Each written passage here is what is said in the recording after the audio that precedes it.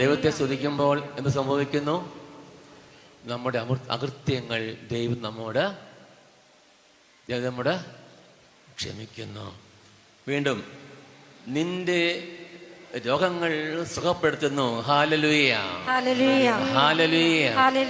അകൃത്യങ്ങൾ ക്ഷമിക്കുന്ന ദൈവം നമ്മുടെ രോഗങ്ങൾക്ക് സൗഖ്യം നൽകുന്ന ദൈവം.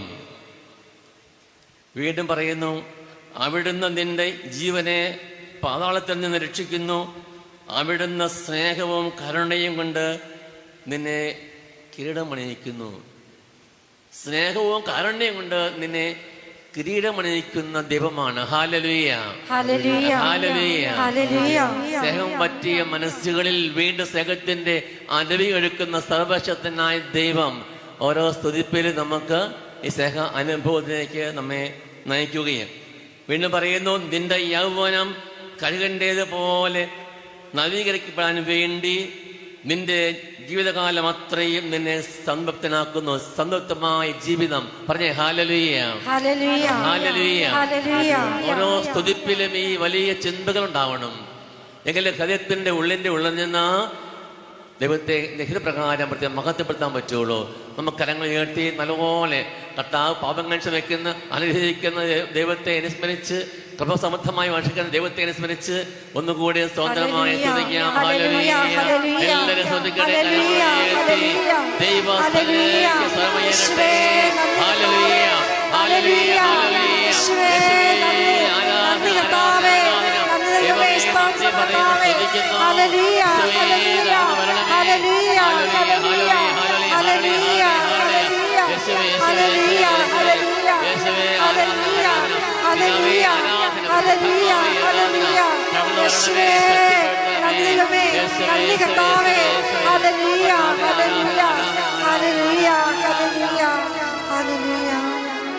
നിത്യം സ്തുതിയർഹനായ പരിശുദ്ധ പരമദിവ്യകാരുണ്യീശോയ്ക്കാം നേരവും ആരാധനയും സ്തുതിയും പുകഴ്ചയും ഉണ്ടായിരിക്കട്ടെ. വിശുദ്ധ മത്തായി അറിയിച്ച സുവിശേഷം അധ്യായം 7:21 ഒരു 21-22 വാക്യങ്ങൾ ശ്രദ്ധിക്കാം. കർത്താവേ, കർത്താവേ എന്ന് എന്നെ വിളിച്ചപേക്ഷിക്കുന്നവനല്ല എൻ്റെ സ്വർഗസ്ഥനായ പിതാവിൻ്റെ ഇഷ്ടം നിറവേറ്റുന്നവനാണ് സ്വർഗരാജ്യത്തിൽ പ്രവേശിക്കുക. അന്ന് പലരും എന്നോട് ചോദിക്കും, കർത്താവേ, കർത്താവേ, ഞങ്ങൾ നിന്റെ നാമത്തിൽ പ്രവചിക്കുകയും നിന്റെ നാമത്തിൽ പിശാചുകളെ പുറത്താക്കുകയും നിന്റെ നാമത്തിൽ നിരവധി അത്ഭുതങ്ങൾ പ്രവർത്തിക്കുകയും ചെയ്തില്ലേ?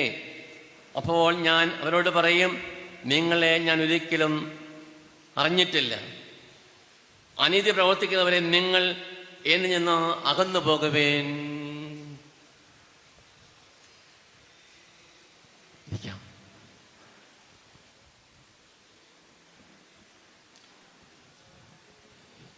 ഈശോമിശിഹായിൽ ഏറ്റവും സ്നേഹിക്കപ്പെട്ട സഹോദരി സഹോദരന്മാരെ,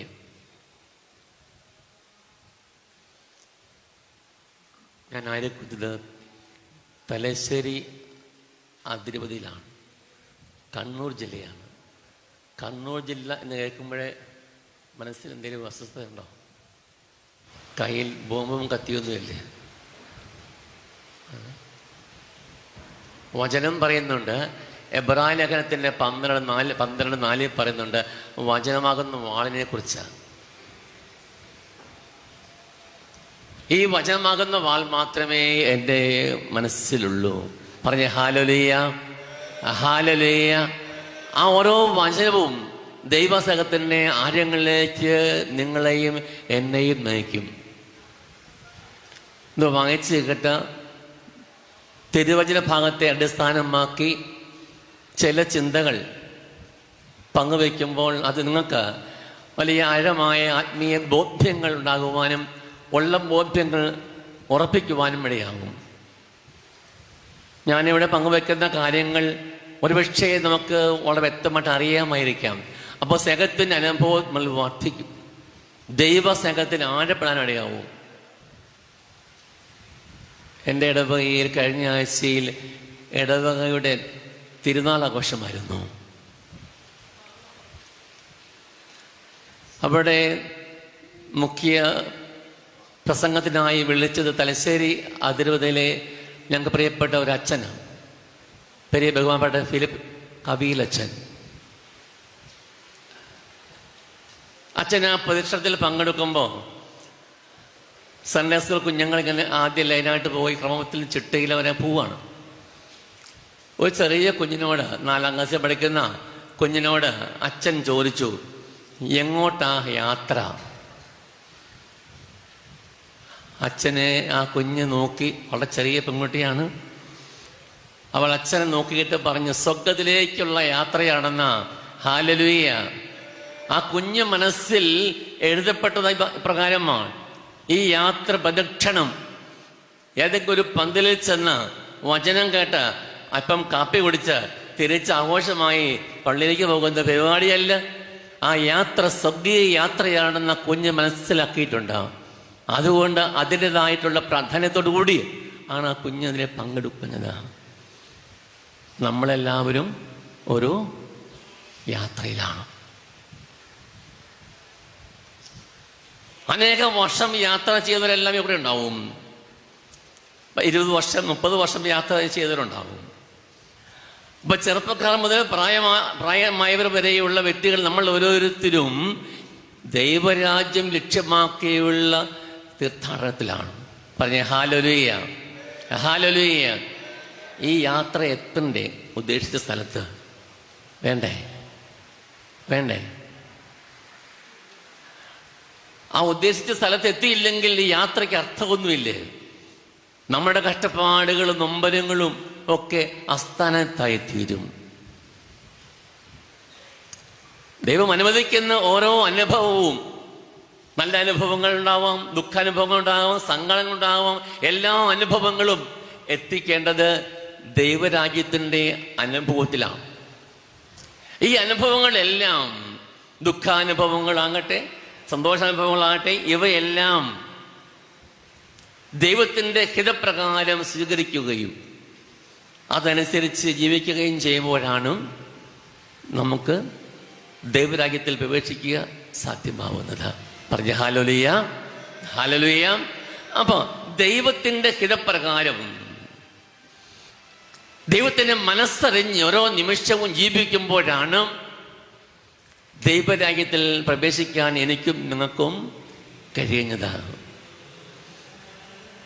പ്രിയ സഹോദരങ്ങളെ, നമ്മുടെ ഈ സ്വർഗീയ യാത്ര വിജയിക്കണമെങ്കിൽ എന്താണ് ആവശ്യം? ഓരോ നിമിഷവും ഓരോ ദിവസവും തമ്പുരാന്റെ പദ്ധതി, ദൈവത്തിൻ്റെ ഹിതം തിരിച്ചറിയാൻ കഴിയുക. കർത്താവേ, അങ്ങനെ മനസ്സറിയാൻ കൃപ തരണമേ എന്ന് പ്രാർത്ഥിക്കും നമ്മളല്ലേ? കർത്താവിൻ്റെ മനസ്സാണ് വിചാരിച്ച് ഓരോ കാര്യവും പ്രവർത്തിക്കുകയും ചെയ്യും. പ്രിയ സഹോദരങ്ങളെ, നമ്മുടെ ആത്മീയ ജീവിതത്തിൽ ഏറ്റവും അടിസ്ഥാനപരമായി വേണ്ട ഒരു കാര്യം എന്നറിയാമോ? ഓരോ നിമിഷവും ചെയ്യേണ്ട ദൈവിക കാര്യങ്ങൾ എന്താണെന്ന് വ്യക്തമാക്കുക. അത് മാത്രമാണ് നമ്മുടെ ഈ ആത്മീയ യാത്ര ലക്ഷ്യത്തിൽ എത്തിച്ചേരാൻ വേണ്ടി നമ്മെ സഹായിക്കുന്നത്. ദൈവിക പദ്ധതികൾ എന്നെ സംബന്ധിക്കുന്ന, നിങ്ങളെ സംബന്ധിക്കുന്ന, സഭയെ സംബന്ധിക്കുന്ന ദൈവികമായ പദ്ധതികൾ തിരിച്ചറിയാൻ കഴിയുക. ഇന്ന് നമുക്ക് സംഭവിച്ചിരിക്കുന്ന വലിയ ഒരു അപജയം എന്നത് അറിഞ്ഞുകൂടാ. എന്താ ദൈവഹിതം? എന്ന് ചെയ്യണം, എന്ന് ചെയ്യാൻ പാടില്ല, എന്ത് പറയണം, ഇവിടെ പോകണം, അറിഞ്ഞുകൂടാ. നമുക്ക് തോന്നുന്ന പോലെ അങ്ങ് പോകും. തോന്നുന്ന പോലെ പോകുന്ന വ്യക്തിക്കുള്ള പേരാ തോന്നിവാസി, അല്ലേ? അങ്ങനെ പോകേണ്ടതല്ല നമ്മൾ. പിന്നെയോ ദൈവത്തിൻ്റെ വഴിയിലൂടെ പോകണം. ഞാൻ വഴിയും സത്യവും ജീവനുമാകുന്നു ഈശോ പറഞ്ഞല്ലേ? ആ വഴിയിലൂടെയാണ് പോകേണ്ടത്. വിശുദ്ധ യോഹന്നാൻ തന്റെ ലേഖനത്തിൽ 1-ാം ലേഖനത്തിന്റെ 2-ാം അധ്യായം 6-ാം വാക്യത്തിൽ പറയുന്നുണ്ട്, യേശുവിൽ വിശ്വസിക്കുന്നു എന്ന് പറയുന്നവൻ അവൻ പോയി വഴിയെ പോകണം. ഹല്ലേലൂയ. അപ്പൊ യേശുവിൽ വിശ്വസിക്കുന്നവൻ അവൻ പോയ വഴിയെ പോകണം. അതുകൊണ്ട് ഇന്ന ദിവസം നിങ്ങളോട് സംസാരിക്കാൻ ആഗ്രഹിക്കുന്നതെന്നറിയാമോ? ദൈവത്തിൻ്റെ വഴി അറിയുക. ദൈവത്തിന്റെ തിരുമനസ് അറിയുക. എങ്ങനെയാണ് ദൈവത്തിന്റെ തിരുമനസ് അറിയാൻ പറ്റുക? കർത്താവേ കർത്താവേ എന്ന് വിളിച്ചപേക്ഷിക്കുമ്പോൾ ദൈവത്തിന്റെ ഹിതം അറിയണമെന്ന് നിർബന്ധമൊന്നുമില്ല. അതനുസരിച്ച് നമ്മുടെ ജീവിതങ്ങളെ ക്രമീകരിക്കണം. ഏറ്റവും പ്രധാനപ്പെട്ട കാര്യം എന്നറിയാമോ? പിതാവായ ദൈവം ഈശോയ്ക്ക് വെളിപ്പെടുത്തിയതുപോലെ, വചനം കൊടുത്ത പോലെ, പിതാവിൽ നിന്ന് കേട്ട കാര്യങ്ങൾ ഈശോ പ്രസംഗിച്ചതുപോലെ നമുക്ക് അതുപോലെ വെളിപ്പെടുത്തി കിട്ടണം. വിശുദ്ധ മാമോദീസ, ഈശോ മിശിഹായുടെ മാമോദീസായിൽ വിശുദ്ധ മത്തായിയുടെ സുവിശേഷം അധ്യായം 3:17 ഇപ്രകാരം കാണുന്നുണ്ട്. സ്വർഗത്തിൽ നിന്നൊരു സ്വരമുണ്ടായി. എന്തായിരുന്നു സ്വരം? ഇവരെന്റെ പ്രിയപുത്രൻ, ഇവനെ ഞാൻ പ്രസാദിച്ചിരിക്കുന്നു. ഇവനെന്റെ പ്രിയപുത്രൻ, ഇവനെ ഞാൻ പ്രസാദിച്ചിരിക്കുന്നു. അപ്പൊ ദൈവത്തിന്റെ വഴികൾ ഓരോന്നും ഈശോ മിശിഹ നമുക്ക് പറഞ്ഞു തന്നുവെങ്കിൽ ആര് പറഞ്ഞു കൊടുത്തു? പിതാവായ ദൈവത്തിന്റെ വാക്കുകളാണത്. പിതാവ് നമ്മൾ സംസാരിക്കുന്നതാണ്. പിതാവ് പുത്രനോട് പൂർണ്ണമായിട്ട് സംസാരിക്കുകയാണ്. ഇവനെ ഞാൻ പ്രസാദിച്ചിരിക്കുന്നു.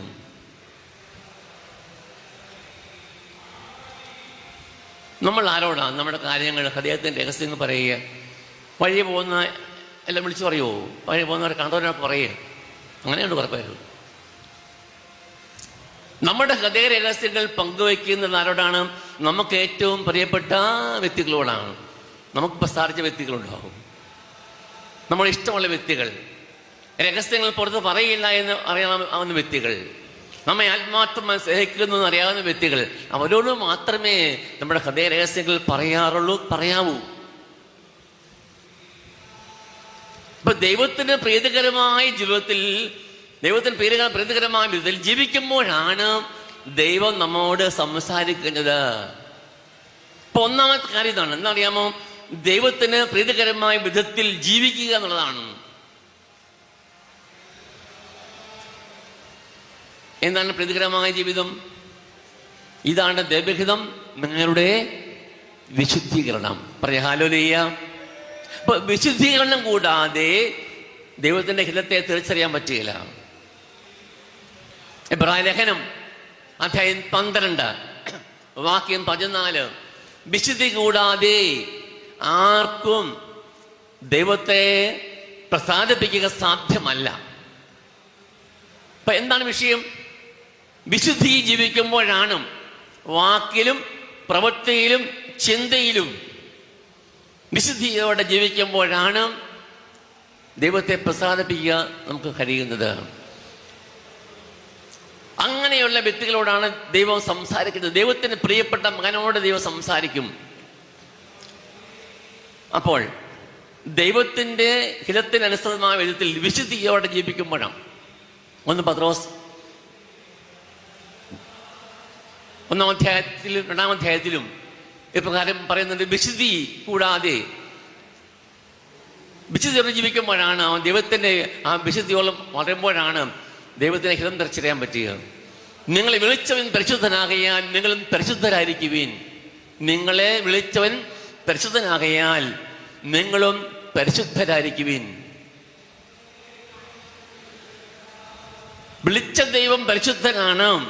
അതുകൊണ്ട് നമ്മളും പരിശുദ്ധരായിരിക്കണം. വിശുദ്ധ മത്തായിയുടെ സുവിശേഷം അധ്യായം 5:8 ഇപ്രകാരം പറയുന്നുണ്ട്. എന്നറിയാമോ? നിഷ്കളങ്ക ഹൃദയം, നിർമ്മല ഹൃദയം ദൈവത്തെ കാണും. അപ്പൊ നിർമ്മലമായ ഒരു മനസ്സാക്ഷിയോടുകൂടി ദൈവസന്നിധിയിൽ വ്യാപരിക്കുമ്പോൾ ദൈവത്തെ ദർശിക്കാൻ കഴിയും, അവിടുത്തെ കേൾക്കാനും കഴിയും, അവിടുത്തെ ഇഷ്ടം അറിയാൻ കഴിയും. അങ്ങനെ ദൈവത്തിന്റെ മുമ്പിൽ വിശുദ്ധിയോടെ വ്യാപരിക്കുമ്പോൾ, ദൈവസ്നേഹം നമ്മിൽ നിറയുമ്പോൾ, ലൂക്കാസ് സുവിശേഷം 1:28 വായിക്കുന്നുണ്ട് നമ്മള്. പരിശുദ്ധ അമ്മയോട് ഗബ്രിയേൽ സംസാരിക്കുന്നു. എന്താ സംസാരിച്ചത്? ദൈവകൃപ നിറഞ്ഞവളെ, ദൈവകൃപ നിറഞ്ഞവളെ സ്വസ്തി, കർത്താവിനോടുകൂടെ. നന്മയാൽ നിറയപ്പെട്ട, കൃപയാൽ നിറയപ്പെട്ട ഒരു ജീവിതമാണ് നമ്മൾ നയിക്കേണ്ടതാണ്. എല്ലാ നന്മകളാലും നമ്മൾ നിറയപ്പെടണം. കുറച്ചല്ല, പരിപൂർണമായ ഒരു നന്മയിലേക്കാണ്. ദൈവം എപ്പോഴും ആഗ്രഹിക്കുന്ന അറിയാവോ, പരിപൂർണതയാണ്.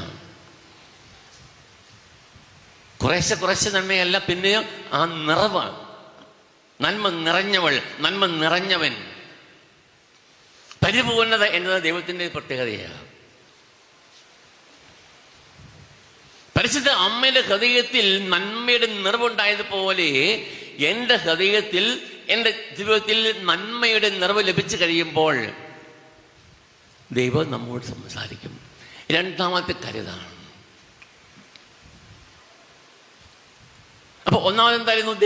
ദൈവത്തിന്റെ അനുഗ്രഹം ലഭിക്കാൻ, ഹിതമറിയാൻ വിശുദ്ധമായി ജീവിക്കുക, വിശുദ്ധി വ്യാപരിക്കുക. രണ്ട്, നന്മയാൽ നിറയപ്പെട്ട ഒരു ജീവിതം നയിക്കാൻ ശ്രമിക്കുക, വാക്കിലും പ്രവൃത്തിയിലും ചിന്തയിലും. അശുദ്ധി എവിടെയുണ്ടോ അവിടെ ദൈവ സാന്നിധ്യമില്ല. സ്നേഹം എവിടെ ഇല്ലാതിരിക്കുന്നുവോ അവിടെ ദൈവത്തിന്റെ സാന്നിധ്യമില്ല. അവിടെ ദൈവിക സാന്നിധ്യമല്ല, പിന്നെ പൈശാചികമായ സാന്നിധ്യമാണ് അവിടെ ഉണ്ടാകുന്നത്. പറഞ്ഞ ഹല്ലേലൂയ. രണ്ട് കാര്യങ്ങൾ മനസ്സിൽ കുറിച്ച് വെക്കുക. ഒന്നെന്താ അറിയാമോ? പറഞ്ഞു വെച്ച് നമ്മൾ വിശുദ്ധി ജീവിക്കുക, ദൈവത്തിന്റെ പ്രസാദകരമായ വിധത്തിൽ വിശുദ്ധി ജീവിക്കുക. രണ്ട്, നന്മയാൽ നിറയപ്പെടുക. മൂന്നാമത്തെ കാര്യം, ദൈവത്തിന്റെ സന്നിധിയിൽ അവിടെ നൽകുന്ന ആയുധങ്ങൾ സ്വീകരിക്കുന്നതാണ്. ഇന്ന് ആയുധം, ഒരു പട്ടാളക്കാരൻ യുദ്ധത്തിന് പോകുമ്പോൾ ആയുധങ്ങൾ കൊണ്ടുപോകുന്ന പോലെ ആയുധങ്ങൾ കരുതുക. ഒന്നാമത്തെ ആയുധം കൗദാശികമാണ്, ഉദാശ. എന്താ കുദാശ എന്ന വാക്കിന്റെ അർത്ഥം അറിയാമോ? കുദാശ എന്ന വാക്കിന്റെ അർത്ഥം വിശുദ്ധീകരിക്കുന്ന കർമ്മം എന്നാണ്. വിശുദ്ധീകരിക്കുന്ന കർമ്മം. അപ്പൊ വിശുദ്ധീകരിക്കുന്ന കർമ്മമായിട്ടുള്ള കുദാശയിലൂടെ ദൈവത്തിന്റെ സാന്നിധ്യത്തിന്റെ, ദൈവഹിതത്തിന്റെ തലത്തിലേക്ക് നമ്മൾ ഉയരും. പ്രത്യേകിച്ചും വിശുദ്ധ കുർബാനയിലൂടെ, യോഗ്യതയോടെ, വിശുദ്ധിയോടെ, പ്രാർത്ഥനയോടെ, വിശ്വാസത്തോടെ കുദാശകൾ സ്വീകരിക്കുമ്പോൾ നമ്മൾ വിശുദ്ധീകരിക്കപ്പെടുകയും ദൈവത്തിൻ്റെ ഇഷ്ടം നമുക്ക് വ്യക്തമായി കിട്ടുകയും ചെയ്യും. വിശുദ്ധ ഗ്രന്ഥത്തിൽ എത്ര ശ്രദ്ധയോടുകൂടിയാണ് എഴുതി വച്ചിരിക്കുന്നത്. കുദാശയിൽ നമ്മൾ പ്രത്യേകിച്ച് ദിവ്യകാരുണ്യത്തിൽ സ്വീകരണത്തിലൂടെ നമ്മൾ ദൈവവുമായിട്ട് ഒന്നാകുന്നു. നമ്മുടെ ഒരുക്ക പ്രാർത്ഥനയിൽ നിങ്ങൾ പാട്ട് പാടിയായിരുന്നു, വാവ യേശുനാഥ. ഞാൻ കേട്ടു, ഇത് പഴയൊരു പാട്ടാണ്, വാവ യേശുനാഥ. പക്ഷെ അതിൻ്റെ അവസാനത്തെ ആ ലൈൻ വിട്ടുപോയോ സംശയവും. കേട്ടിരുന്ന അങ്ങനെ ചെറുപ്പം പോലെ കേട്ട പാട്ടാണ് കേട്ടത്, വാവ യേശുനാഥ കേട്ടത്. അവസാനത്തെ വാക്ക്, അവസാനത്തെ സ്ഥാനത്ത് ഏതാണ്?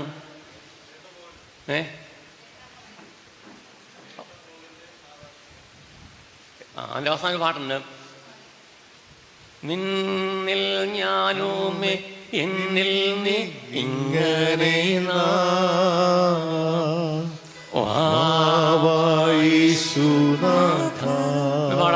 പാടകേ. നിന്നിൽ ഞാനുമേ എന്നിൽ നീ ഇങ്ങനെ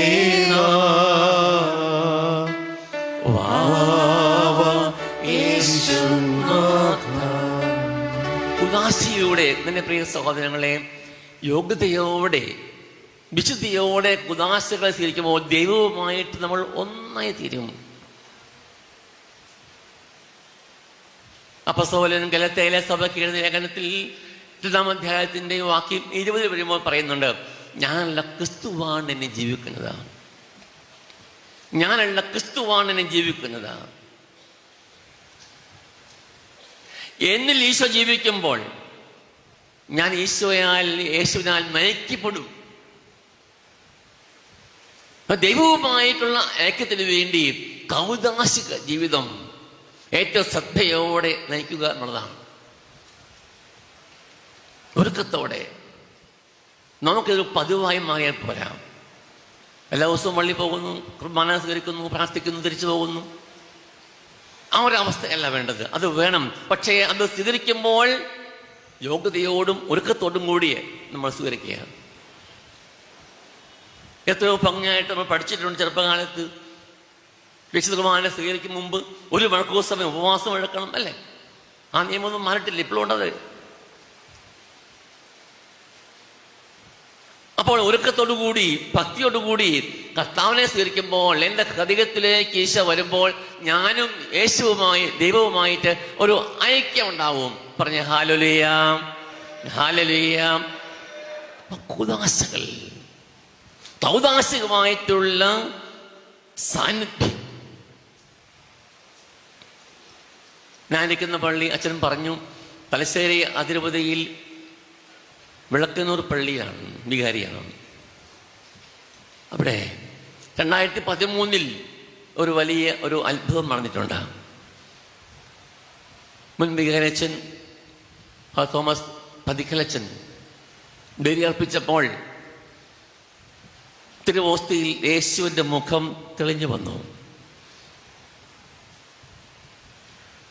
വർഷങ്ങളായിപ്പോൾ 2013 സംഭവിച്ച.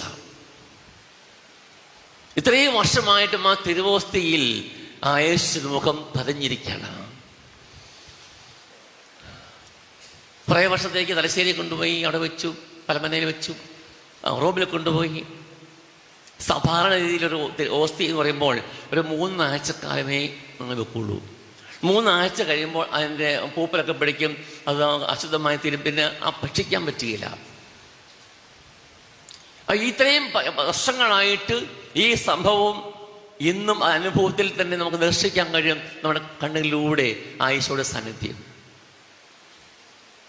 ആ ഈശോയെയാണ് നമ്മൾ സ്വീകരിക്കുന്നത്, ആ ഈശോയെയാണ് സ്നേഹിക്കുന്നത്. അപ്പൊ കുദാശയിലൂടെയുള്ള ദൈവത്തിന്റെ സാന്നിധ്യത്തെക്കുറിച്ചുള്ള വ്യക്തമായിട്ടുള്ള അവബോധം ഉണ്ടാകണം. എൻ്റെ ജീവിതത്തിലെ സംഭവം പറയാം. ഒരിക്കൽ ഇപ്രകാരം ഞാൻ പ്രാർത്ഥിച്ചു. എൻ്റെ മനസ്സിൽ വല്ലാത്തൊരു നൊമ്പരം ഉണ്ടായി. എന്നറിയാമോ, യഥാർത്ഥത്തിൽ ഓസ്തിയിൽ ഈശോ ഉണ്ടോ? ഞാൻ പഠിക്കുന്ന കാലമാണ്. നമ്മുടെ വിശ്വാസത്തിന് അടിസ്ഥാനമാണ് വിശുദ്ധ കുർബാനയിലുള്ള യേശുവിന്റെ സാന്നിധ്യം. അതില്ലാതെ ഒരു ക്രിസ്ത്യാനിയായ കത്തോലിക്ക സഭയിൽ അംഗത്വമില്ല. എൻ്റെ മനസ്സിൽ വല്ലാത്തൊരു സംശയമായിട്ട് വരിക. ഞാൻ പ്രാർത്ഥിക്കാൻ തുടങ്ങി, കർത്താവേ എനിക്ക് നീ വെളിവാക്കി തരണം. അമ്മ ദൈവികമായ പ്രചോദനം, ദൈവികമായിട്ടുള്ള സ്വരം എൻ്റെ ഹൃദയത്തിൽ പതിഞ്ഞു. ആത്മാർത്ഥമായ എൻ്റെ പ്രാർത്ഥനയാണ്. ഈശോ എന്നോട് പറയുന്നു, നീ കേൾക്കണം, ഈശോ എന്തു പറഞ്ഞു, നീ വചനം എടുത്ത് വായിക്കുക. പ്രത്യേകിച്ച് വിശുദ്ധ യോഹന്നാൻ അധ്യായം 6-ാം അധ്യായം ജീവന്റെ അപ്പത്തെക്കുറിച്ചാണ്. ഈശോ എന്ന് പറയുന്നു, ഞാൻ ജീവന്റെ അപ്പമാണ്, ഈ അപ്പം ഭക്ഷിക്കുന്നവൻ എന്നേക്ക് ജീവിക്കും, ഇതെന്റെ ശരീരമാകുന്നു. വീണ്ടും ദൈവികമായ ഇപ്രകാരം എന്നോട് പറഞ്ഞു, നിനക്ക് മുമ്പേ കടന്നുപോയി വിശുദ്ധരായ വ്യക്തികൾ, നിന്റെ ജ്യേഷ്ഠ സഹോദരങ്ങൾ നീ വിളിക്കുന്ന വിശുദ്ധരായ വ്യക്തികൾ, അനേക കാര്യങ്ങളുണ്ട്. ആ വിശുദ്ധരായ വ്യക്തികൾ ജീവിച്ച ആ വിശ്വാസ അനുഭവം എന്തായിരുന്നു അറിയാമോ? എല്ലാ വിശുദ്ധരും ആഴമായി വിശ്വസിച്ച കാര്യം ദിവ്യകാരണത്തിൽ, ദിവ്യ കുദാശയിൽ യേശുവിന്റെ സാന്നിധ്യമാണ്. നീ വിശ്വസിക്കുന്നുണ്ടോ? വിശുദ്ധനായ വ്യക്തിയെ നീ വിശ്വസിക്കുന്നുണ്ടോ? ഉണ്ടെങ്കിൽ നീ വിശ്വസിക്കുക, ദിവ്യകാരുണ്യം ഈശോയാണ്. വീണ്ടും എൻ്റെ ഹൃദയത്തിൽ ദിവസരം വന്നു. 3-ാമത്തെ കാര്യം ഇതാ പറഞ്ഞത്, ഒരു കാര്യം നീ ചെയ്യണം. സഭ എന്ത് പഠിപ്പിക്കുന്നു, എൻ്റെ മൗലിക ശരീരമായ സഭ എന്ത് പഠിപ്പിക്കുന്നു, നീ വായിക്ക്. പിതാക്കന്മാരുടെ ലേഖനങ്ങൾ പഠനങ്ങൾ, സഭ എന്ത് പഠിപ്പിക്കുന്നു, ഈ 3 കാര്യങ്ങൾ നീ ശ്രദ്ധിച്ചാൽ മതി. നിന്റെ സംശയങ്ങൾ മുഴുവൻ മാറും. കൗതാശികമായിട്ടുള്ള അനുഭവത്തിൽ നീ വരും. ഈശോ സത്യമായും വിശുദ്ധ കുർബാനയിൽ ഉണ്ട് എന്ന സത്യം നിന്റെ ഉള്ളിലേക്ക് പതിയും. ഇപ്പം ഇത് സംഭവിച്ച കുറേ വർഷങ്ങളായി. ഇന്ന് ഈ നിമിഷം വരെ എൻ്റെ ഹൃദയത്തിൽ ഈ തരത്തിലൊരു സംശയം ഉണ്ടായിട്ടില്ല. Hallelujah, hallelujah. ഇവിടെ ആരൊക്കെ നിങ്ങളെ സംബന്ധിച്ചും ചിലപ്പോഴെങ്കിലും ഉള്ളിൻ്റെ ഉള്ളിൽ വരുന്നൊരു സംശയമായിരിക്കാം ഇത്. അതുകൊണ്ടാണ് ഇപ്പോൾ എൻ്റെ കർത്താവ് എന്നോട് ഇത് പറയാൻ പറഞ്ഞതാ. പ്രിയ സഹോദരങ്ങളെ, കൗതാശികമായ അനുഭവം, അത് ഹൃദ്യമായ ദൈവസ്നേഹത്തെ അനുഭവമാണ്. അത് വേണ്ടത്ര ഒരുക്കത്തോടുകൂടി പ്രാർത്ഥനയോടുകൂടി സ്വീകരിച്ചാലേ ആത്മീയ ഉണർവിന് കാരണമായി തിരുകുള്ളൂ. എങ്കിൽ ആ ദൈവം നമ്മോട് സംസാരിക്കും. അല്ല, അയോഗ്യതയോടു കൂടിയാണ് സ്വീകരിക്കുന്നതെങ്കിൽ വചനം പറയുന്നത് നീ ശിക്ഷാവിധിയുടെ അപ്പമാണ് സ്വീകരിക്കുന്നതെന്ന്. വീണ്ടും ദൈവത്തിൻ്റെ സ്വരം തിരിച്ചറിയാൻ അടുത്ത വഴി വചനമാണ്. നിരന്തരമായിട്ട് വചനം വായിക്കുക പ്രിയപ്പെട്ടവരെ. ഈ വിശുദ്ധ ഗ്രന്ഥം, സമ്പൂർണ്ണ ബൈബിൾ ഒരു പ്രാവശ്യം മുഴുവൻ വായിച്ചവർ ഇവിടെ ഉള്ളവരുടെ കൈവക്കുക പറയാൻ വേണ്ടിയ തത്തിട്ടോ അതിവരെ കാണണ്ട. എൻ്റെ പ്രിയ മക്കളെ, ഇന്ന് നിങ്ങൾ ആരംഭിക്കണം ഈ വചനം. ഉൽപ്പത്തി മുതൽ വെളിപാട് വരെ ഇതാണ് രക്ഷയുടെ സന്ദേശം. ദൈവരാജ്യത്തിലേക്ക് വഴി ഇതാണ്. ഈ വഴി അറിയില്ല പിന്നെ എങ്ങനെ പോകും? ഇതല്ലേ സ്വർഗത്തിലേക്കുള്ള വഴി, വിശുദ്ധ ഗ്രന്ഥം, വചനം. ഞാൻ എൻ്റെ അതിരൂപതയിലെ ഒരിടവകയിൽ വികാരിയായിരുന്ന അവസരത്തിൽ ഒരു 65 വയസ്സുള്ള ഒരു ചേട്ടനോട് സംസാരിക്കുകയാണ്. സംസാര മധ്യേ ഇപ്രകാരം ഞാൻ ചോദിച്ചു, ചാച്ച, ഈ വിശുദ്ധ ഗ്രന്ഥം എത്ര പ്രാവശ്യം വായിച്ചിട്ടുണ്ട്? എൻ്റെ വിചാരം അന്ന് ഞാൻ 4 വായിച്ചിട്ടുള്ളേ, 4 പ്രാവശ്യം കംപ്ലീറ്റ് വായിച്ചിട്ടുള്ളൂ. ഇപ്പോൾ 6ാമത്തെ പ്രാവശ്യം വായിച്ചുകൊണ്ടിരിക്കുകയെ. അന്ന് 4 ഉള്ളൂ. എൻ്റെ വിചാരം ഈ ചേട്ടനൊന്നും വായിച്ചിട്ടില്ല. അദ്ദേഹം പറഞ്ഞു, വെച്ചാൽ ഞാൻ ഈ സമ്പൂർണ്ണ ബൈബിൾ 13 പ്രാവശ്യം വായിച്ചിട്ടുണ്ട്. എൻ്റെ അമ്മേ, ഞാൻ 4 ഉള്ളൂ. 13 പ്രാവശ്യം വായിച്ചു കഴിഞ്ഞാ വിശുദ്ധ ഗ്രന്ഥം സമ്പൂർണ്ണം. അപ്പൊ എനിക്ക് അല്പം കൂടി ആവേശം കയറി. അതങ്ങനെ എങ്കിൽ നമ്മുടെ പുതിയ നിയമം എത്ര പ്രാവശ്യം വായിച്ചിട്ടുണ്ട്? അദ്ദേഹം പറയാണ് 33 പ്രാവശ്യം. അങ്ങനെയുണ്ട്. ഞാൻ പറഞ്ഞു, അങ്ങനെ പോയാൽ മതി. അതിന് മക്കൾ 3 മക്കളാ, 3 പേര് സിസ്റ്റേഴ്സാണ്. പറഞ്ഞ ഹല്ലേലൂയ. എങ്ങനെ തീർന്നത്? വചനം ഉപാസിച്ച് ധ്യാനിച്ച് ജീവിച്ചുകൊണ്ടാ. 3 മക്കളും സന്യസ്തരാണ്. ഈ വചനം വായിക്കുക, തേൻകട്ട പോലെ മധുരിക്കുന്ന വചനം.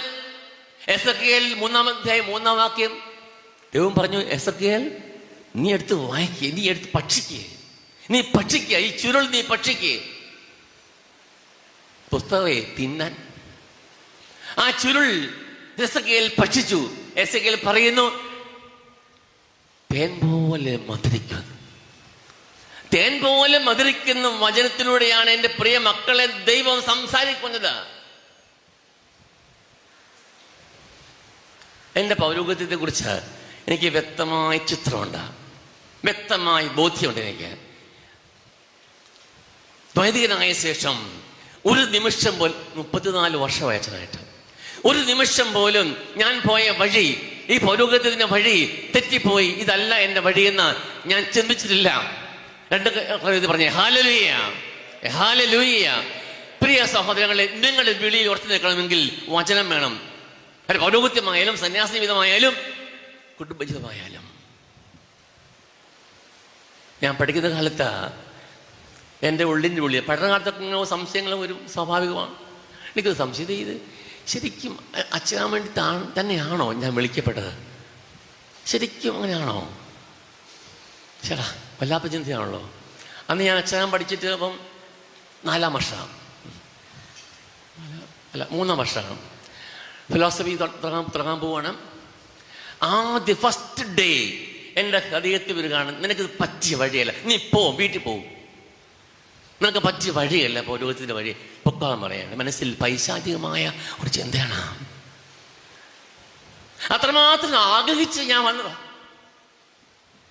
ഒരു പുരോഗതിനാകണമെന്നുള്ള മനസ്സിന്റെ വല്ലാത്ത ആഗ്രഹം. ഇപ്പൊ പറയാ, നീ പൊക്കോ, വീട്ടില്ല, നീ അച്ഛനാവൂല, നീ പൊക്കോ, നിന്റെ വിളിയതല്ല. എന്തു ചെയ്യും? ഒരു വല്ലാത്തൊരു പിടിവലിയാണ്. ഞാൻ തീരുമാനിച്ചു, വിട്ടുപോയേക്കാം. അന്ന് രാവിലെ 9:30 അപ്പം ഞങ്ങളുടെ അധികാരി റെക്ടർ. ഞാൻ നോക്കിയപ്പോൾ അച്ഛൻ നോക്കി 9:30. അച്ഛൻ ക്ലാസ്സിൽ പോകാൻ വേണ്ടി ഒരുങ്ങുമായിരിക്കും. ഇപ്പം പോകണ്ട, വൈകിട്ട് പോകാം. വൈകിട്ട് ട്രെയിൻ ഞാൻ മലബാറിനറിയാം, മലബാർ ട്രെയിൻ പോകണം 8:30 9:30. അപ്പോൾ പോകാൻ സമയമുണ്ട്. അപ്പോൾ അച്ഛനോട് കണ്ടിട്ട് ഞാൻ പോവാന്ന്, ഇപ്പം എൻ്റെ പെട്ടിയെടുത്ത് പോയാൽ മതി, അത്രേ ഉള്ളൂ. എൻ്റെ മുറി വന്ന് എൻ്റെ ക്ലാസ് മുറി വന്ന് ഞാൻ ഇരുന്ന് എന്താ ചെയ്യണ്ടേ ഇങ്ങനെ ഓർത്തേക്കാ. അപ്പൊ എന്നോട് എൻ്റെ ഉള്ളിൻ്റെ ഉള്ളില് ഒരു വചനം വന്നു. വചനം ഇതാണ്: നീ നിത്യം പുരോഗതിനാണ്, നീ നിത്യം പുരോഗതിനാണ്. ഈ വചനം ബൈബിൾ തുറന്നപ്പോഴേ എൻ്റെ കണ്ണിൽ പെടുക. അത് പിന്നെ ഒരു നിമിഷം പോലും എനിക്ക് പുറകോട്ട് ചിന്തിക്കേണ്ട ഒരു അവസ്ഥ ഉണ്ടായിട്ടില്ല. എങ്ങനെ രക്ഷപ്പെട്ടത്? വചനമാണ്. ഈ വചനം എടുത്ത് തുറന്ന് വായിച്ചപ്പോൾ എന്നെ കർത്താവ് സംസാരിക്കുക, നിന്നോട് ഞാൻ പറയുന്നു, നീ എന്നേക്കും പുരോഗതനാണ്. ജീവിതത്തിന്റെ സന്നിധാവസ്ഥകളിൽ, സങ്കടങ്ങളിൽ, കഷ്ടപ്പാടുകളിൽ മുറുക്കെ പിടിക്കണം വചനം. അപ്പോൾ നിങ്ങൾക്ക് വ്യക്തമാകും കർത്താവിന്റെ വഴി, കർത്താവിന്റെ പദ്ധതി. പല വീട്ടിലും പോകുമ്പോൾ എടുക്കാൻ പറ്റത്തില്ല, മുഴുവൻ മറാലയും പിടിച്ച് പൊടിയും പിടിച്ചിട്ട് ഭംഗിയായിട്ട് വെച്ചേക്കുക. രൂപക്കൂട്ടില് എടുക്കാറേ ഇല്ല, മുഴുവനും പൊടി പിടിച്ചിരിക്കുക. ആ പൊടി പിടിച്ച് ബൈബിൾ എടുത്ത് പൊടി തട്ടിക്കളഞ്ഞ് വായിക്കാൻ തുടങ്ങണം, പഠിക്കണം. നിങ്ങൾക്ക് ഏതാ ഇഷ്ടമുള്ള വചനം ബൈബിളിലെ ഉണ്ടോ? നിങ്ങളുടെ ഹൃദയത്തിൽ നിങ്ങൾക്ക് ഏറ്റവും ഇഷ്ടമുള്ള വാക്ക് ഏതാ ബൈബിളിലെ? പറയണ്ട, ഉള്ളിൽ കയറിയാൽ മതി. ഉണ്ടോ അങ്ങനെ വാക്യം? ഉണ്ടോ? തരാട്ട ഉണ്ടോ ഇഷ്ടമുള്ള വചനം? ഇതിനകത്തെല്ലാം ദൈവത്തിന്റെ വചനമാണ്. നമ്മുടെ മനസ്സിനെ പിടിച്ചു കുലുക്കിയ വചനം ഏതാണ്? എനിക്ക് ഏറ്റവും ഇഷ്ടപ്പെട്ട വചനം എന്നറിയാമോ? വിശുദ്ധ യോഹന്നാൻ അധ്യായം 15:4. നിങ്ങൾ എന്നിൽ വസിക്കുവിൻ, ഞാൻ നിങ്ങളിലും വസിക്കും. നിങ്ങൾ ദൈവത്തിന്റെ ആലയമാണെന്നർത്ഥം. ഈ വചനം പറയുന്നു, നിങ്ങൾ പ്രാപിക്കാൻ ലക്ഷ്യം എന്താണെന്ന് പറയുന്നു. വിശുദ്ധ മത്തായി 5:48 എന്താ വചനം? വിശുദ്ധ മത്തായി 5:48. അങ്ങനെ എന്തെല്ലാം ഉണ്ടല്ലേ അച്ഛാ. 5:48 പറയുന്നറിയാമോ? നിങ്ങൾ സ്വർഗ്ഗസ്ഥനായ പിതാവിനെ പോലെ പരിപൂർണരാകണം. ലക്ഷ്യം ഇതാ. അതിനുവേണ്ടി ഈശോ പറയുന്നു, നിങ്ങൾക്ക് എന്നിൽ വസിക്കണം, നിങ്ങൾക്ക് നിങ്ങളുടെ ഉള്ളിൽ ഞാനും വസിക്കണം. മനസ്സിൽ കുറിച്ചിടണമെല്ലാം. പ്രിയ സഹോദരങ്ങളെ, വാചനം നിങ്ങളെ നയിക്കണം. നിരന്തരമായി പ്രാർത്ഥിക്കുക. കർത്താവിൻ്റെ ദൈവത്തിൻ്റെ ഇഷ്ടം തിരിച്ചറിയാനുള്ള ഒരു പ്രധാനപ്പെട്ട വഴി തന്നെയാണ് നിരന്തരമായിട്ടുള്ള പ്രാർത്ഥനയാണ്. പുസ്തകത്തിലെ വായനയെക്കുറിച്ചല്ല, നോവാന, മറ്റു പ്രാർത്ഥനകൾ, ജപമാല മാത്രമല്ല അന്വേഷിക്കുക, നിരന്തരമായ പ്രാർത്ഥന. ഞാൻ മുൻപ് ഒരു ഇടവകയിലായിരുന്നപ്പം ഒരു പ്രായമുള്ള മനുഷ്യൻ മരിക്കാൻ പോവാണ്. വാർദ്ധക്യത്തിൻ്റെ അസുഖങ്ങൾ, എന്തൊക്കെയോ കാര്യമായ അസുഖമുണ്ട്. ഞാൻ പോയി അച്ഛന്മാർ അവസാനം കൊടുക്കുന്ന കൂദാശ എന്താണ്? ഒടുക്കത്തെ രോഗീലേവനം, ഒടുക്കത്തെ ഉപശമനം, രോഗീലേവനം. ഞാൻ വളരെ ഭക്തിപൂർവ്വം സ്നേഹത്തോടെ ആ മനുഷ്യനെ കൊടുത്തു രോഗീലേപനം. അവസാനം ഞാൻ പറഞ്ഞു, ചേട്ടാ എപ്പോഴും പ്രാർത്ഥിക്കണം, എപ്പോഴും പ്രാർത്ഥിക്കണം. അടുത്ത നിമിഷം മരിക്കാൻ പോവാ മനുഷ്യൻ. എന്നെ നോക്കി ഒരു വല്ലാത്ത കലിപ്പ് എന്നോട്. അദ്ദേഹം പറയുക, ഉള്ള ഒരു കുറവാ, മരിക്കാൻ പോവാണ്, ഉള്ള പറയാൻ അങ്ങനെയൊന്നും പ്രാർത്ഥിക്കാൻ പറ്റൂല. പോരെ, മരിക്കാൻ പോവാ മനുഷ്യൻ. ഒറ്റ ഇക്കിള് അവിടെ തീർന്നു. ആ അവസാനത്തെ നിമിഷം വരെ ആ മനുഷ്യന് പറയുവാണ്, എനിക്ക് പ്രാർത്ഥിക്കാൻ പറ്റില്ല അങ്ങനെ. എന്താ ഞാൻ ഉദ്ദേശിച്ചത്? ചൊല്ലിക്കുട്ടിയ പ്രാർത്ഥനയാണോ? ഞാൻ ഇന്ന് റെസ്റ്റ് ചെയ്ത മുറിക്ക് ഒരു ചെറിയ ബോർഡ് എഴുതിയിട്ടുണ്ട്, ചെറിയ കാല ജീവിതത്തിലെ സന്തോഷമായി ജീവിക്കാൻ വേണ്ടി 5 മാർഗങ്ങൾ. ഞാൻ വല്ലാതെ വായിച്ചില്ല. ആദ്യത്തെ വാചകം ഇതാണ്, ദൈവ സന്നിധിയിൽ എപ്പോഴും വ്യാപരിക്കുക. ഇതാണ് സന്നിധിയിൽ വ്യാപരിക്കുക. അത്രയും ഞാൻ പറഞ്ഞുള്ളൂ. ദൈവ സന്നിധിയിൽ വ്യാപരിക്കുക എന്താ? ഞാൻ എന്താ എപ്പോഴും കർത്താവിൻ്റെ സന്നിധിയിൽ വ്യാപരിക്കുക, മനസ്സുകൊണ്ട്, ചിന്ത കൊണ്ട്, ആഗ്രഹം കൊണ്ട്. ഞാൻ ചോദിക്കട്ടെ, ഇന്ന് പ്രഭാതം മുതൽ ഈ സമയം വരെ നിങ്ങൾ എത്ര സമയം മനസ്സുകൊണ്ട് ദൈവസന്നിധിയിൽ ഇരുന്നോ? എന്നോട് പറയാം. ഇന്ന് പ്രഭാതം മുതൽ ഈ സമയം വരെയുള്ള അവസരത്തിൽ എത്ര സമയം ആത്മാർത്ഥമായി ദൈവസന്നിധിയിൽ മനസ്സുകൊണ്ട്, ചിന്ത കൊണ്ട് നിങ്ങളായിരുന്നു?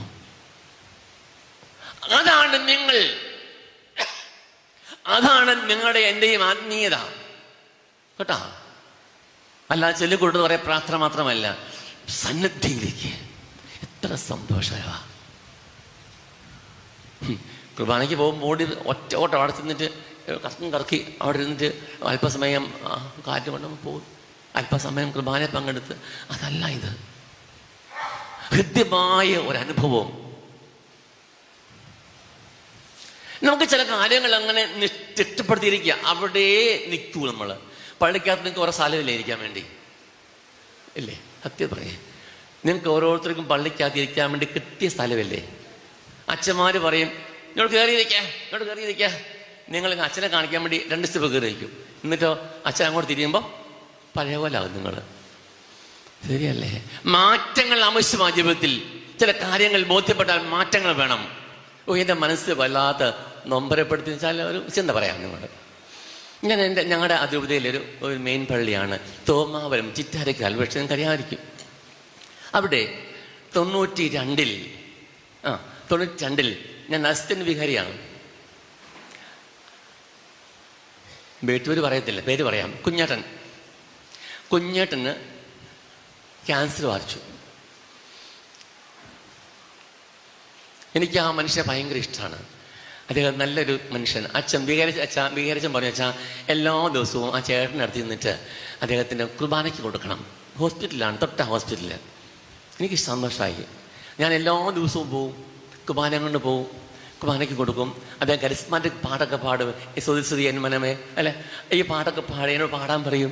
എനിക്കറിയോ പാടാൻ. അപ്പോൾ ഒരുമിച്ചിരുന്ന് പാട്ടൊക്കെ പാടി പോയി. ഒരു ദിവസം അദ്ദേഹം മരിക്കുകയാണ്.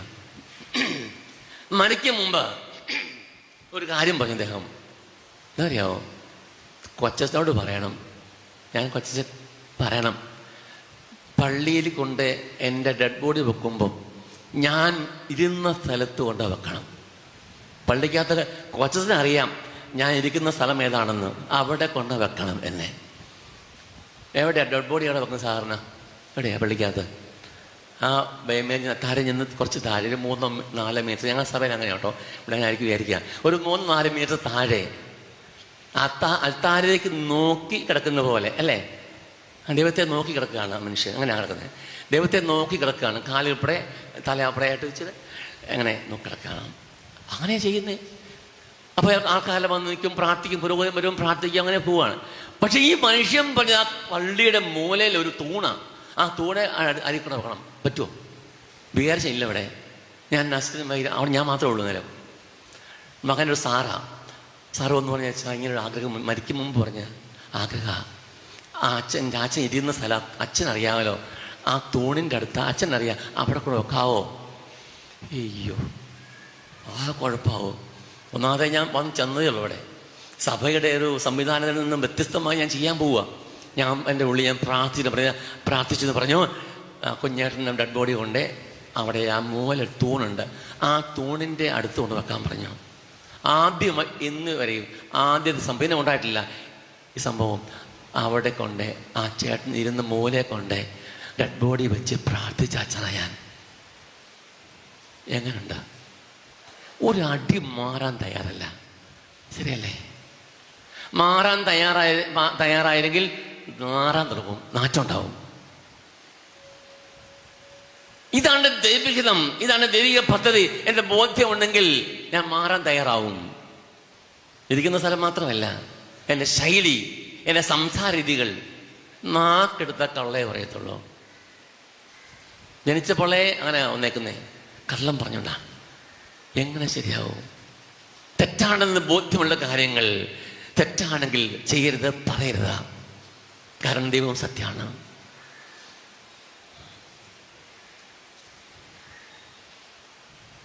ഒത്തിരി മാറ്റങ്ങളാണ് ആവശ്യം. നിരന്തരമായ പ്രാർത്ഥന. ഒരിക്കൽ ഞാനൊരു ഇടവകയിൽ ഞാനൊരു പള്ളി പണിയുമായിരുന്നു, കുന്നും കൈ പള്ളി പണിയാൻ.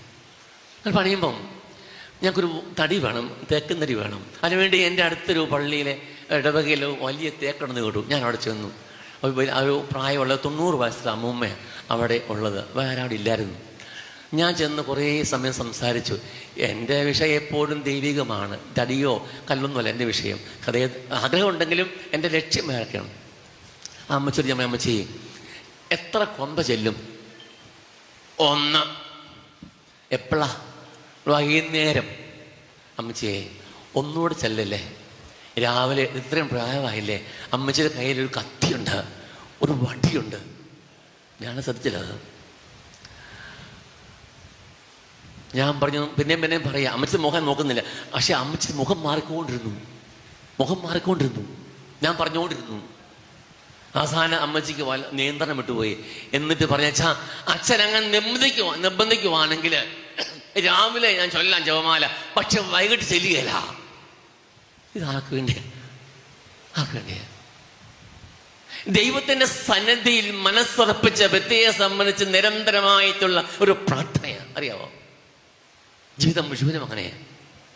പുസ്തകം പിടിച്ച് നോവേലം ചൊല്ലിയിരിക്കുന്ന കാര്യം മാത്രമല്ല ഞാൻ പറഞ്ഞത്.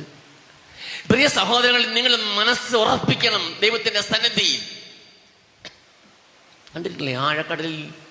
ആഴക്കടലിൽ വലിയ കപ്പലുകൾ ശാന്തമായി നിൽക്കുന്ന കണ്ടിട്ടില്ലേ? എത്ര തിരമാല ഉണ്ടെങ്കിലും അങ്ങനെ നിൽക്കുന്ന. അങ്ങനെ ഇവിടെ നിങ്ങൾക്ക് അറിയാം, ആലപ്പുഴക്കാർക്കെല്ലാം അറിയാം. അത് ആഴങ്ങളിലേക്ക് നങ്കൂരം ഇട്ടിട്ടുണ്ട്. ആഴങ്ങളിൽ നങ്കൂരം ഇട്ടിട്ടുണ്ട്. അതുകൊണ്ടാണ് ശാന്തമായിട്ട് കപ്പൽ നിൽക്കുന്നത്. അങ്ങനെ ആഴങ്ങളിൽ നങ്കൂരം ഇട്ടില്ലെങ്കിൽ കടലിന്റെ പ്രക്ഷുബ്ധത നമ്മെ ബാധിക്കും, അസ്വസ്ഥരാക്കും നമ്മളെ. അതുകൊണ്ട് ശാന്തമായി കർത്തൃസ്ഥലത്തിരിക്കുക. എൻ്റെ പ്രിയപ്പെട്ട മക്കളെ, പള്ളി പോകുമ്പോൾ കുർബാനയ്ക്ക് മുമ്പ് ഒരു 5 മിനിറ്റ് എങ്കിലും മുമ്പ്, അത് 10 നല്ലത്, പറ്റിയില്ലെങ്കിൽ 5 മിനിറ്റ് എങ്കിലും മുമ്പ് ആ പള്ളി പോയിരിക്കുക. ശാന്തമായിട്ടിരിക്കുക, ഈശോയെ നോക്കാം. പൂച്ച അങ്ങോട്ട് പോയി, പട്ടി അതിലേ പോയി, അങ്ങോട്ട് ഒരാൾ പോയി, അങ്ങോട്ട് നോക്കി, ഇങ്ങോട്ട് നോക്കി. എന്തൊരു പരിപാടിയാണൊക്കെ! മനസ്സുറപ്പിക്കാൻ, ദൈവത്തിന്റെ മക്കളിലേക്ക് മനസ്സുറപ്പിച്ച് എൻ്റെ ദൈവമേ എന്ന് വിളിച്ച് ഇരിക്കാൻ കഴിഞ്ഞാൽ ആ ബലി അർപ്പണം നിങ്ങൾക്ക് വലിയ ഒരു അനുഭവമാണ്. ഉദാശയിലൂടെ, വചനത്തിലൂടെ, നിരന്തര പ്രാർത്ഥനയിലൂടെ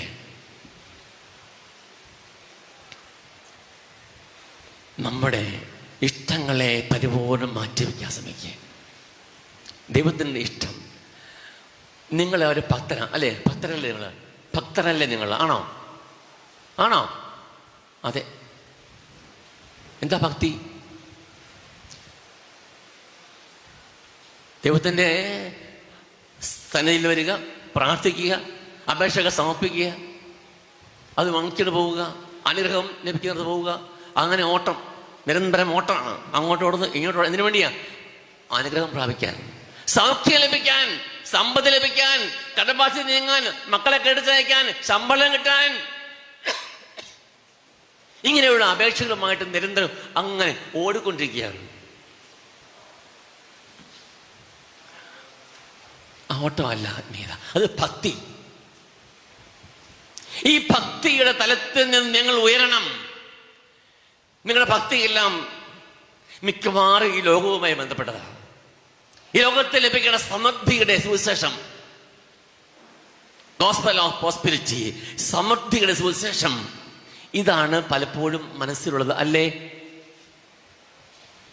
തലവേദന മാറാനും ചൊറി മാറാനും പുറമേന മാറാനും ഒന്നുമല്ല, അതല്ല പ്രാർത്ഥിക്കേണ്ടത്. ദൈവത്തിന്റെ ഹിതം തിരിച്ചറിയാൻ വേണ്ടി ദൈവമേ നീ എനിക്ക് വെളിപ്പെടുത്തി തരണം, എന്താ ചെയ്യേണ്ടത്, അതിനുവേണ്ടിയാ പ്രാർത്ഥിക്കേണ്ടത്. ഒരു ഭക്തന്റെ അവസ്ഥ തെറ്റൊന്നുമില്ല. അതിൽ നിന്ന് ഉയർന്ന ആത്മാവിലും സത്യത്തിലും ദൈവത്തെ ആരാധിക്കുന്ന ഒരു അവസ്ഥയിലേക്ക് നിങ്ങൾ വന്നാൽ മാത്രമേ ദൈവത്തിന്റെ ഹിതം തിരിച്ചറിയാൻ പറ്റൂ. ആത്മാവിലും സത്യത്തിലും ദൈവത്തെ ആരാധിക്കുന്ന അവസ്ഥ ഉണ്ടാകണം. രണ്ട് കരം ഉയർത്തി പറഞ്ഞേ ഹല്ലേലൂയ, ഹല്ലേലൂയ, ഹല്ലേലൂയ. അപ്പൊ ഒരു ഭക്തന്റെ അവസ്ഥയിൽ നിന്ന് ആരാധകന്റെ അവസ്ഥയിലേക്ക് നിങ്ങൾ വളരണം. ലോകവുമായി ബന്ധപ്പെട്ട കാര്യങ്ങൾ വേണ്ട എന്നല്ല പറയുക, അതൊരു ചവിട്ടുവീട് മാത്രമാണ്.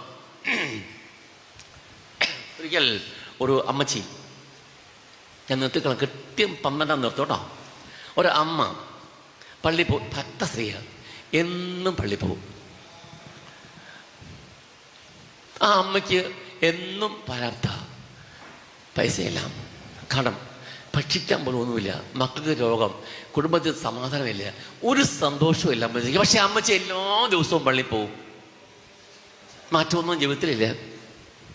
ആ പോകുന്ന വഴിക്ക് ഒരു ചെറിയ മുറുക്കാങ്കടയുണ്ട്, മുറുക്കാങ്കട, ഒരു ഔസപ്പേട്ടനുണ്ട്, മുറുക്കാങ്കട ഇരിപ്പുണ്ട്. ആ ഔസപ്പേട്ടൻ ഒരിക്കലും പള്ളി പോവുകയില്ല, അങ്ങനെ ഗുണമുണ്ട്. പോകുന്ന വഴിക്ക് ഔസപ്പേട്ടൻ നോക്കി ചിരിക്കും, അമ്മച്ചിയെ നോക്കി ചിരിക്കും, കളിയാക്കി ചിരിക്കുന്ന അത്. ഒരു ദിവസം ഈ ഔസപ്പേട്ടൻ നിയന്ത്രണം വിട്ടുപോയി. അമ്മച്ചിയെ എങ്ങോട്ട് പോവുക? ഞാൻ പള്ളി പോവുക.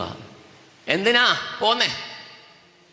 ഇത്രയും നാളും പോയില്ലേ, വല്ലതും കിട്ടിയാ? ഈ പോക്ക് തുടങ്ങിയിട്ട് കുറെ വർഷമായല്ലേ, എന്നും പരാർത്ഥമല്ലേ, രോഗമല്ലേ, കടബാധ്യതയല്ലേ, ഉണ്ടോ സമാധാനം? എന്തിനാ പോകുന്നത്? എന്നാ കിട്ടാൻ പോകുന്നതാ? അമ്മച്ചി നല്ലൊരു തറവാട്ടിലെ അമ്മച്ചിയാ. ആ അമ്മ പറഞ്ഞ അവിടെ നിന്നു അമ്മച്ചി. എന്നിട്ട് പറഞ്ഞെന്തറിയാമോ? ഔസേപ്പച്ച ഞാൻ പോകുന്നതാ എന്തിനാ കിട്ടാൻ വേണ്ടി പോകുന്നതല്ല കേട്ടോ, കൊടുക്കാൻ പോവാ. കിട്ടാൻ പോവുകയല്ല, കൊടുക്കാൻ പോവാണ്. എൻ്റെ ജീവിതത്തിന്റെ സങ്കടങ്ങളും കഷ്ടപ്പാടുകളും നൊമ്പരങ്ങളും ഒക്കെ, എൻ്റെ അസ്വസ്ഥതകളൊക്കെ ദൈവപിതാവിന്റെ സന്നിധിയെ സമർപ്പിക്കാൻ വേണ്ടി പോവുക. ഈ സമർപ്പണമാണ് യഥാർത്ഥമായ ആരാധന. പറയാ ഹല്ലേലൂയ. നിങ്ങളുടെ ദുഃഖങ്ങളിലും സങ്കടങ്ങളും ഈ ലോകത്തിലെ അവസ്ഥകളും മാറാൻ വേണ്ടി അല്ല, പിന്നെയോ ആഗ്രഹിക്കേണ്ടത് പിതാവിന്റെ മഹത്വവും അവിടത്തേക്ക് സമർപ്പിതമായ മനസ്സ്, ദൈവത്തിന്റെ പക്കൽ സമർപ്പിതമായ മനസ്സിന്റെ ഉടമയായി തീരണം. അതാ ദൈവഹിതം. ലോകത്തിന്റെ സങ്കടങ്ങളും കഷ്ടപ്പാടും മക്കളെ ഇവിടെ തീരും. ചുരുങ്ങിയ കാലമുള്ളൂ. എത്ര വയസ്സുണ്ട് ബൈബിളില്? എത്ര വയസ്സ് ജീവിക്കും നമ്മൾ? അത് പിടിയുണ്ടോ? ഇവിടെ 20 വയസ്സ്, 30 വയസ്സ്, 40, 50, 60, 70, 75 ഒക്കെ ഉള്ളവരുണ്ടാവും. ബൈബിളിൽ എത്ര വയസ്സാ? സങ്കീർത്തനത്തിൽ പറയുന്നുണ്ട്, എന്നോട് പിണങ്ങല്ലേ കേട്ടോ, പിണങ്ങല്ലേ. സങ്കീർത്തനം 90:10, സങ്കീർത്തനം 90:10 വചനം പറയുന്നു, മനുഷ്യായുസ് 70 വയസ്സാണ്. അയ്യോ, എന്നെ നോക്കുന്ന ദേഷ്യത്തോടെ. ഞാൻ പറഞ്ഞ അല്ലിത് വചനല്ലേ. പിന്നെ അല്പം ആശ്വാസം കൂടെ, അടുത്ത വാക്യം പറയാമോ? ഏറിയാൽ 80. അവിടെയുണ്ട്. ഞങ്ങളുടെ രൂപതയിലെ ഒരച്ഛൻ്റെ ബർത്ത്ഡേ ആയിരുന്നു. അച്ഛനും ഏതാണ്ട് 80 വയസ്സൊക്കെ ആരായതാ. അച്ഛൻ പറയാ, എൻ്റെ പൊന്നെ ബൈബിളിലെ അനുസരിച്ച് എന്നെ തീർന്നു. ഈ ചെമ്മീൻ വായിക്കാൻ പോകുമ്പോൾ ചെമ്മീൻ കടക്കാരൻ 1 കിലോ വാങ്ങിക്കഴിയുമ്പോൾ കൂടെ ഇത്തിരി കൂടി ഇടുന്ന പോലെ ഉണക്ക് സന്തോഷം, എനിക്ക് സന്തോഷം. അങ്ങനെ ദൈവം തരുന്ന ഇത്തിരി അധികമായിട്ട് ഇടുന്ന ചെമ്മീനാണ് എൻ്റെ ജീവിതം. അത്രയേ ഉള്ളൂ. അധികമായി ദൈവം നൽകുന്ന വർഷങ്ങൾ, ദിവസങ്ങൾ കുറച്ചുകൂടി ദൈവത്തെ മഹത്വപ്പെടുത്താൻ വേണ്ടി ദീർഘായുസ്സ് ദൈവത്തിന്റെ അനുഗ്രഹമാണ്. എന്തിനു വേണ്ടി? എങ്ങനെയായിത്തീരുമ്പോഴാ? അതുവഴി ദൈവത്തെ മഹത്വപ്പെടുത്താൻ പറ്റുമ്പോൾ കിടക്കുക. എപ്പോഴും പല പെറുപെറുപ്പും മാത്രമേ ഉള്ളൂ. നിരന്തരമായി അമ്മച്ചിയെ വല്ലതും കഴിച്ചോ? ഓ, ഒന്നും തന്നില്ല അമ്മച്ചി. അച്ഛാ ഒന്നും കഴിച്ചില്ല. ഒന്നും തന്നില്ല അച്ഛാ. രാവിലെ തൊട്ട് മുമ്പേ വയറ് നിറച്ച് ഭക്ഷണം കഴിച്ചാൽ ചോറൊക്കെ ഉണ്ടും കപ്പയൊക്കെ തിന്ന് അപ്പമൊക്കെ തിന്നിരിക്കുക അമ്മച്ചിയാ. എന്നോട് പറയാ, ഇല്ല അവിടെ ഒന്നും തരികയല്ല. എന്തു ചെയ്യും? ഈ സാധനങ്ങൾ, വാർദ്ധക്യത്തിന്റെ സാധനങ്ങൾ, എൻ്റെ പ്രിയപ്പെട്ട മക്കളെ, ഒരു കാര്യം ഞാൻ പറയട്ടെ നിങ്ങളോട്. നിങ്ങൾ ചിന്തിക്കണം, നാളെ ഇപ്പൊ ഇങ്ങനെ ഞെളിഞ്ഞിരിക്കുന്നില്ല കസേരയില്, നാളെ ഈ ഇരിപ്പ് ചാരിയിരിക്കും. കുറെ കഴിയുമ്പോൾ കിടക്കും. കുറെ കഴിയുമ്പോൾ ഡോക്ടേഴ്സൊക്കെ വന്നിട്ട് മൂക്കി കൂടി വള്ളി ഇങ്ങിടും. ഉണ്ടാകുകയല്ലേ? സംഭവിക്കുകയല്ലേ? ഇത് സംഭവിക്കുമെന്ന് ഇന്ന് ചിന്തിക്കണമെന്നേ. നാളെ സംഭവിക്കും. നാളെയല്ല, അത് അന്നല്ലേ. ഇപ്പൊ അതിൻ്റെ ആവശ്യമൊന്നുമില്ല, കുഴപ്പമൊന്നുമില്ല. പക്ഷെ ഇതെല്ലാം സംഭവിക്കുമെന്ന് ഓർത്തുകൊണ്ട് മുൻകൂട്ടി ഒരുങ്ങി ജീവിക്കണം. നേരത്തിരിയാത്ത സമയത്ത് ഒരു സുപ്രഭാതത്തിൽ ഒരു തലവാദ, ഒരു ഏമ്പക്കം, ഒരു വയറ്റുവേദന, ഒരു നെഞ്ചുവേദന തീർന്നു. ഇന്നലെ ഞാൻ ഇങ്ങനെ പോരുന്ന വഴിക്ക് പോകുമ്പോൾ തൊട്ട് മുമ്പ് എന്നെ മുറിക്കാത്ത ഒരാൾ വന്നു. ഒരു 50 വയസ്സുള്ള ചേട്ടനാ. അച്ഛൻ പോവല്ലേ? ആ അതെ. എപ്പോഴാ? ഞാൻ മാവേലിട്ടിനാ പോകുന്നേ. അച്ഛൻ ഒരു കാര്യം പറയാൻ വന്ന അച്ഛാ, എനിക്ക് നെഞ്ചിനൊരു വേദന. അച്ഛൻ പോകുമ്പോൾ ഒന്ന് പറയണ്ടേ, ഞാൻ നാളെ ഹോസ്പിറ്റലിൽ പോവാ. ഹാർട്ടിന് എന്തോ വിഷയമുണ്ട് അച്ഛാ. പരിശോധിച്ച് നോക്കിയപ്പോൾ അങ്ങനെ കണ്ടത്. അച്ഛൻ പ്രാർത്ഥിക്കണം. എൻ്റെ ഇടവയിൽ നല്ലൊരു മനുഷ്യൻ, നല്ലൊരു ഇടവക്കാരനാണ്. അപ്പൊ ഈ തരത്തിൽ നമ്മെ ദൈവം ഒതുക്കിക്കൊണ്ടിരിക്കുക. അതുകൊണ്ട് ഇത്തിരി പോകുന്ന ജീവിതം നഷ്ടപ്പെടുത്തി കളയാതെ നാളെ സംഭവിക്കാൻ പോകുന്ന കാര്യങ്ങളെക്കുറിച്ച് വ്യക്തതയോടുകൂടി ആ ദൈവികമായ പദ്ധതിക്ക് വേണ്ടി ഒരുങ്ങി നിങ്ങൾ ജീവിക്കണം. അച്ഛൻ്റെ പരിപാടി എന്നറിയാമോ? മരിക്കാൻ പോകുന്നവരെ ഒരുക്കുക എന്നതാണ് സത്യം. നിങ്ങൾക്ക് ദൈവത്തിന്റെ രാജ്യത്തിലേക്കുള്ള വഴി ഒരുക്കി തരാൻ വേണ്ടി, മരിക്കാൻ വേണ്ടി നിങ്ങൾ ഒരുക്കാൻ വേണ്ടിയാ ഞാൻ വന്നത്. എന്നെ നോക്കി പേടിപ്പിക്കുക. ഇപ്പം എന്തിനാ അച്ഛാ വന്ന് രാവിലെ ഇങ്ങോട്ട്? അച്ഛൻ മര്യാദയ്ക്ക് തലശ്ശേരി ഇരുന്നാൽ പോരായിരുന്നു. അവിടെ ബോംബ് ഉണ്ടാക്കിക്കൊണ്ട് ഞങ്ങളെ മരിക്കാൻ വിടാൻ വേണ്ടിയാണ്.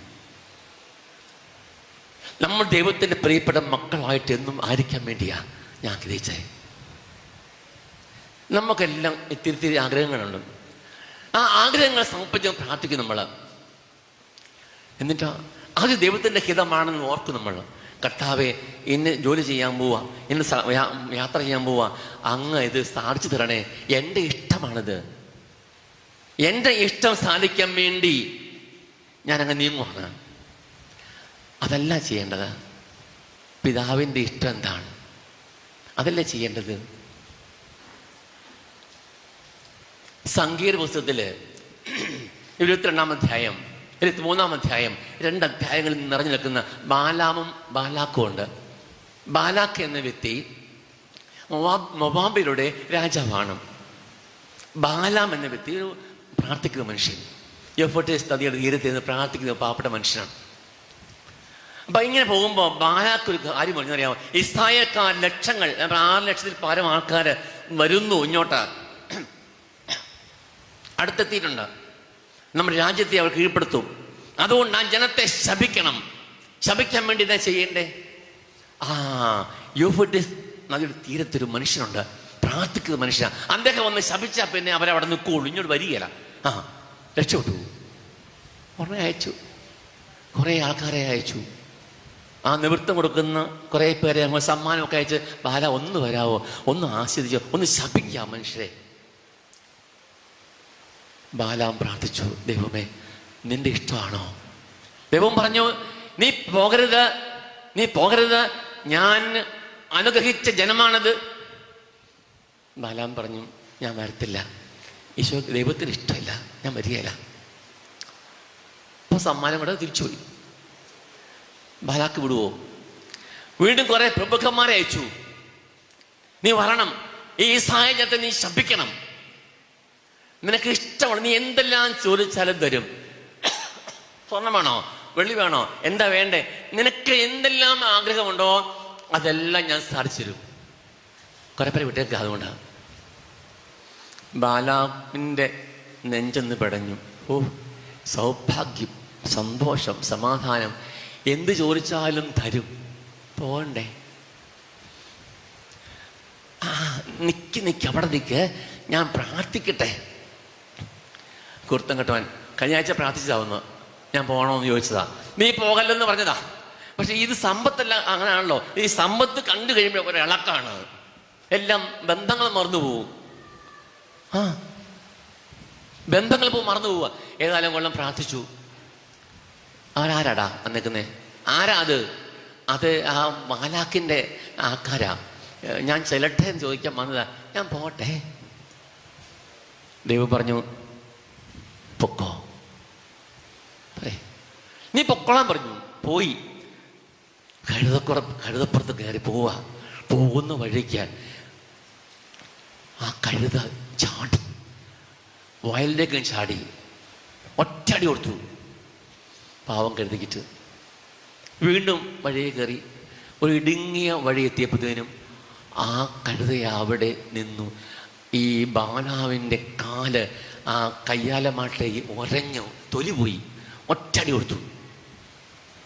വീണ്ടും പാവം എന്നിട്ട് ഇങ്ങോട്ട് നീങ്ങി കുറച്ച് ഇടുങ്ങിയ വഴി ചെന്നു. അവിടെ ചെന്ന് കഴിഞ്ഞപ്പം ആ കഴുത അവിടെ കിടന്നു, ഒറ്റടി കൊടുത്തു. അപ്പോൾ ദൈവം കഴുതയ്ക്ക് സംസാരിക്കാനുള്ള ശക്തി കൊടുത്തു. ആ കഴുത ചോദിക്കുക, നീ എന്തിനാ എന്നെ അടിച്ചത്? ഇതുവരെയും നിന്റെ ഇഷ്ടമനുസരിച്ചല്ല ഞാൻ വന്നത്, ഒരിക്കൽ പോലും നിരസിച്ചിട്ടില്ലല്ലോ, എന്തിനാ പിന്നെ അടിച്ചത്? എന്നെ 3 പ്രാവശ്യം അടിച്ചില്ലേ എന്ന് കഴുത സംസാരിച്ചെന്നാ വചനം. താമസിയ ഉടനെ തന്നെ ദൈവത്തിന് ദൂതൻ വന്ന് പറഞ്ഞു, ഞാനാണ് വർദ്ധിക്കുന്നത്. ദൈവത്തിന്റെ ദൂതൻ ആ കഴുത വയലേക്ക് ചാടി ശരുതിനെയാ, ഇടുങ്ങിയ വഴി പോയി ശരുതിനെയാ, അത് എന്നെ കണ്ടാണ് ഭയന്ന് വിറച്ചത്, അങ്ങനെ ചെയ്തത്. ഊരി വാലുവാൻ നിൽക്കുന്ന ദൂതൻ അങ്ങനെ അത് ചാടിയില്ലായിരുന്നെങ്കിൽ, കിടന്നില്ലായിരുന്നെങ്കിൽ ആ സമയത്ത് നിന്നെ ഞാൻ കൊന്നുകളയുമായിരുന്നു. നീ പോകുന്ന വഴി ശരിയല്ല.